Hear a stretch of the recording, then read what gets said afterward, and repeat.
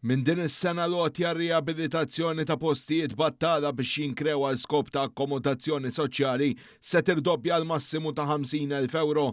L-inizjattiva tħeġġeġ sidin privati jirranġaw proprjetajiet battala biex imbagħad jagħmluhom disponibbli lill-awtorità ta' djar għall-iskema msemmija nikru biex nassistu.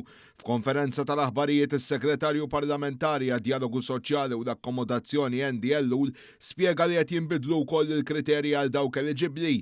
Fil-fatt waqt li qabel proprjetà kellha tkun ilha mibnija mill-inqas 30 sena biex tikkwalifika, issa se jkunu eliġibbli wkoll proprjetajiet 20 sena l fuq.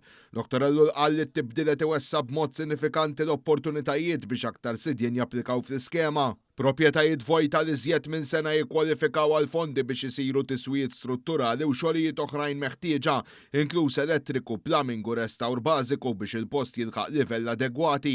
Wara riabilitazzjoni l-proprjetà tinkerra lill-Awtorità ta' Djar għal 10 snin bidħul stabbli lis-sit. Bil-kap eżekuttiv tal-Awtorità ta' Djar Matthew Zerafa jisħaq li l-iskema mistennija tikkontribwixxi b'mod qawwi favur il-provvista ta' akkomodazzjoni soċjali.